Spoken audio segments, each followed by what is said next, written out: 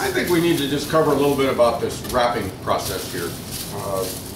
Diane, our capable assistant here, has divided these steaks up so that they're equal, but not quite. She's going to make it up. There's one guy here's got an extra steak, and we're going to make it up later with some sirloins. But anyway, these are the T-bones that she's wrapping. And the way she does that, she's divided the steaks with a plastic divider between the two so they can come apart while they're still frozen. And she puts a nice layer of plastic on them. And then after she's done that,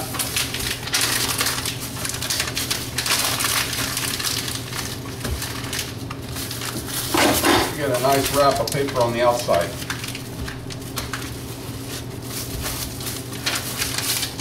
Diane does a little better job of this than I do. Yeah, the packages are neater. Yes.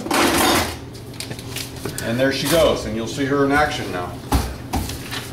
And the point is, you want to make the wrap nice and tight without killing yourself. And it's good for a year. But with T-bones, it won't matter because they won't last a year. Those will be the first things everybody eats. They'll eat those up this summer, and what we'll have to worry about is the chuck roast. That'll be there in the fall of the year. I'll let Freddie take a few more pictures of that. Do you want some longer papers for those 3-pounders? I'm good. Okay. And do that for a second, and then we'll go on to the next.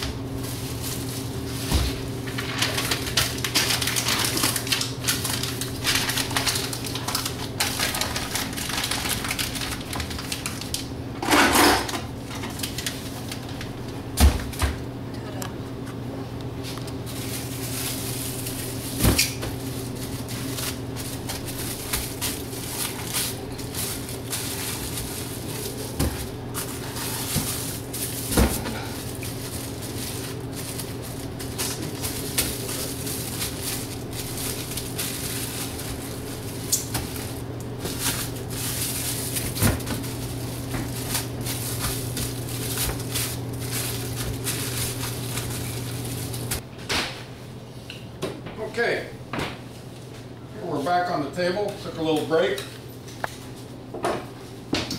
What I really needed was a smoke, but I don't smoke anymore, so I couldn't do that. So here we are. We've got this tail, and I don't know who's going to get this. This is going to be something that they're just going to have to fight over. But this is actually a pretty, kind of a premier cut for soup or braising. And I don't usually struggle this much to find that joint, but I am today. Must be something to do with the tides or the time of the month or something. Anyway, Diane will make that into a nice package. We're going to slice the sirloin now. And I think I showed you I took this sirloin, I handled a little differently than I normally do. I took this top piece off, which continues on, becomes part of the rump roast. And the grain runs in a different direction than the rest of the sirloin, so I'm going to cut that separately. And I'm going to cut these about 1 inch thick or thereabouts.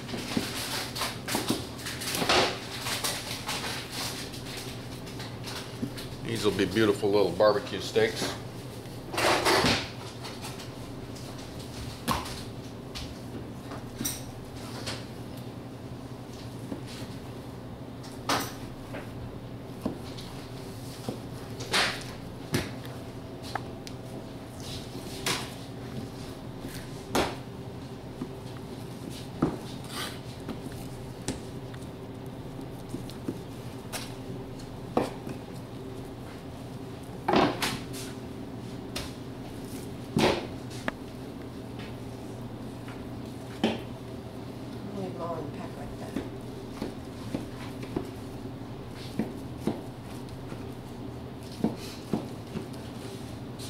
Some of this stuff I'd normally do on a saw, get done a little quicker, but we kind of slowed things down a bit today to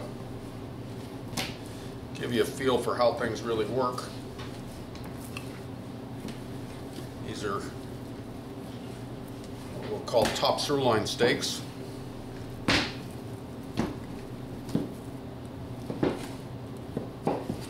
And once more, I'm counting on Diane to divide this up properly.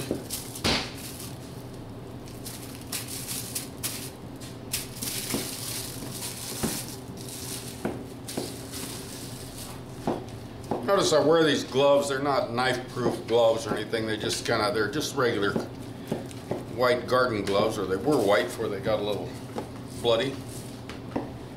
They just kind of give you a little better grip on your knife and save you some nicks and cuts.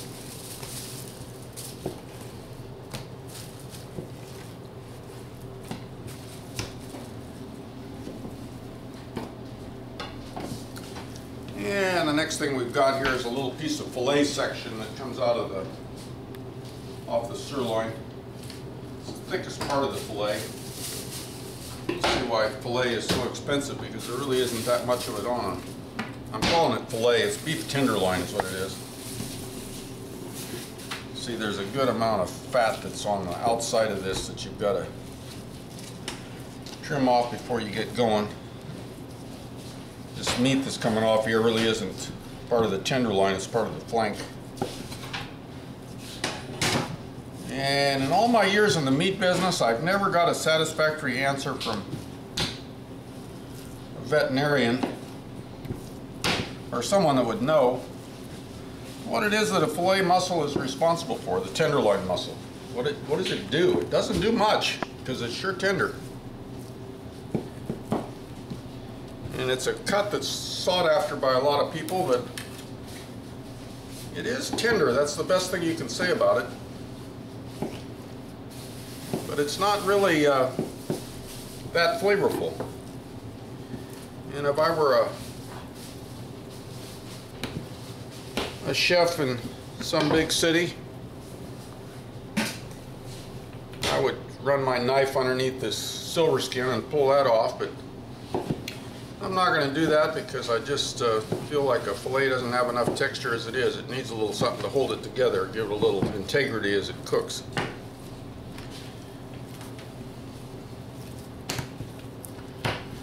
Okay, there we are.